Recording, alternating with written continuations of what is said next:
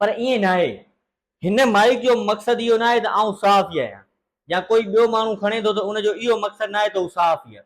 सहाफ़त लफ़्ज़ हिकिड़ो आहे चवण में सहाफ़त, ठीकु आहे, पर हुनजे पोयां जेको मक़सदु हूंदो आहे न सहाफ़त जो, बहादुरी, जुरत ऐं हर शइ खे एक्सपोज़ करणु मेरिट ते, हू ॾुखियो कमु आहे। हू हर माण्हू नथो करे सघे, आउं नथो करे सघां, हर माण्हू नथो करे सघे।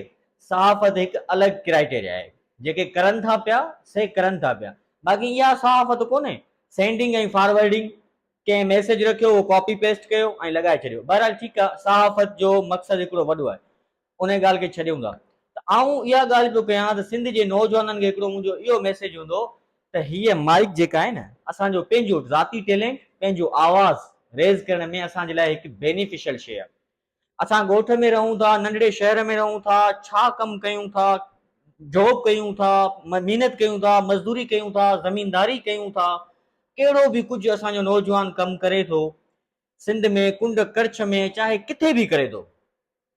हीअ असां वटि माइक हुजे ऐं सेलफोन त तव्हांखे ख़बर आहे अॼुकल्ह हर नौजवान वटि हिक खां ॿ आहिनि। पंहिंजो आवाज़, पंहिंजी जेको तव्हां में टैलेंट आहे हू शो कयो, दुनिया तव्हांजो इंतज़ारु करे थी। हिन शो करण जो इहो मक़सदु न आहे तव्हां सहाफ़ी आहियो, रिपोर्टिंग आहियो, जर्नलिस्ट आहियो, न को बि न आहे। तव्हां पंहिंजो स्किल्स ॾेखारियो था दुनिया खे, ऐं इन जो इहो मक़सदु आहे त असांजी जेका दुनिया आहे न, दुनिया हर माण्हूअ जो टैलेंट अलॻि आहे, हर माण्हूअ जो लबो लहजो अलॻि आहे, हर माण्हूअ जो जेको हुनर आहे अलॻि आहे, हर माण्हू जो कॉन्फिडेंस अलॻि आहे।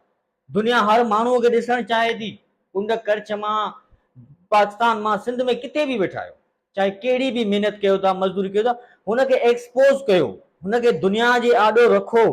दुनिया ॾिसणु चाहे थी, चाहे तव्हां ज़मीन जी मज़दूरी कयो था, पंहिंजी ज़मीन आहे, ठीके ते आहे, कुझु बि आहे, स्किल्स आहे, कोई हुनर आहे तव्हां वटि, तव्हां कोई मिकेनिक आहियो,